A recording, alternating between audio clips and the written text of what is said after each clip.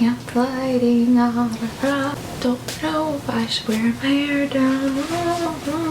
Hey everybody, Amanda Mars here. So I had like a really big week this week. I did something kind of life-changing. I decided that I would officially be going vegan.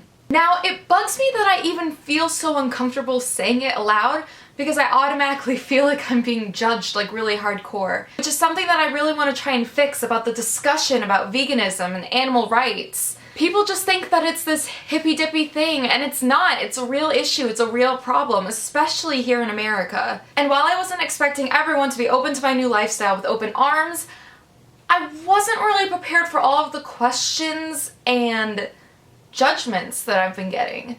And I'm not trying to preach, I'm not trying to convert, I'm just trying to get people to understand. I think that there's this really strong misconception that if you're a vegan, you can't eat literally anything.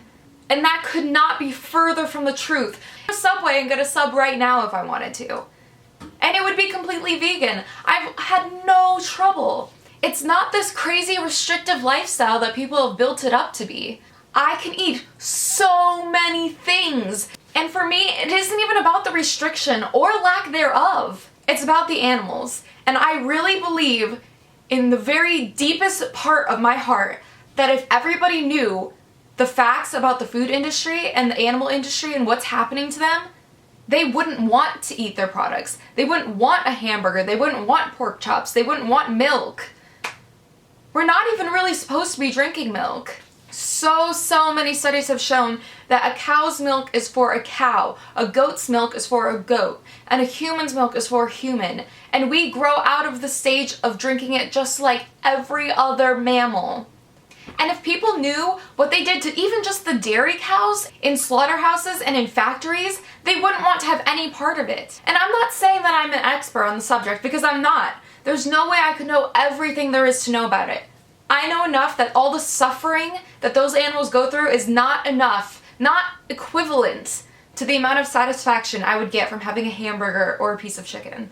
I just watched a documentary called Vegucated. I really recommend, if you have any doubts whatsoever about the food industry and what you're buying into, please watch this documentary. And also, I would advise watching the documentary If Slaughterhouses Had Glass Walls.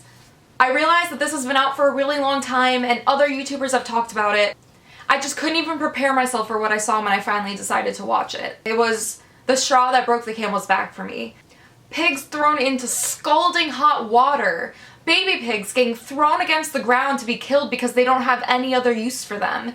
And chicks literally being ground alive. They are living beings just like you are living beings.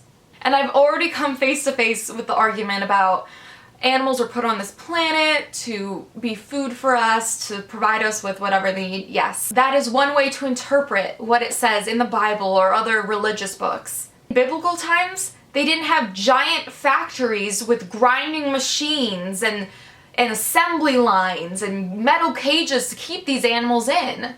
Times have changed. It is not the time of Genesis or Matthew or John anymore. It's 2015 and we've grown the food industry into something it was never intended to be and something it should have never been.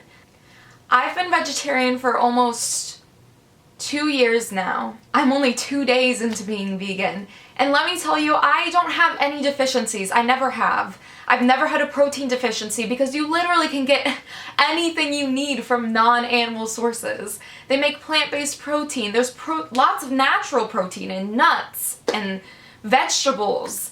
Just things that are good for you. Things that are just so completely good for you, it is almost impossible to overeat them. Things that actually have nutrients and substance instead of empty calories and chemicals and fat. But really, just before judging someone's lifestyle and before attacking somebody for something that they feel really strongly about, do the research, get yourself educated. And I'm not saying it's going to be easy or perfect, because it's not.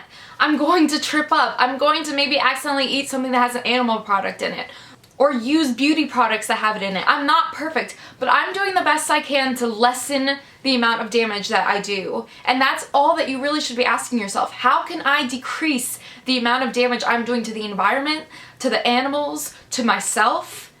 Those are the important questions that you need to be asking, and I think that you should act in a way that lessens that damage every single day. Up until a couple months ago, I didn't even know that wines could be non-vegan or even non-vegetarian. Sometimes they use animal byproducts to filter through and get the impurities out of the alcohol. I didn't know that, and now I do. For the longest time, I didn't know that marshmallows had animal fat in them. But now I get vegan marshmallows, and to tell you the truth, they're better. They're thicker and smoother, and they taste amazing.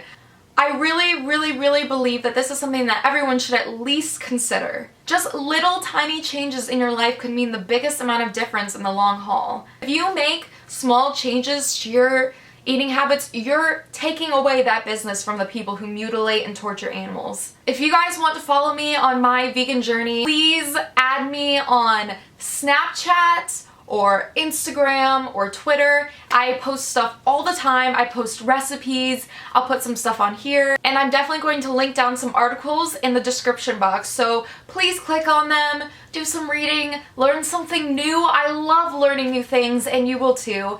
And maybe you'll feel differently about this. All right, guys. Have a beautiful day.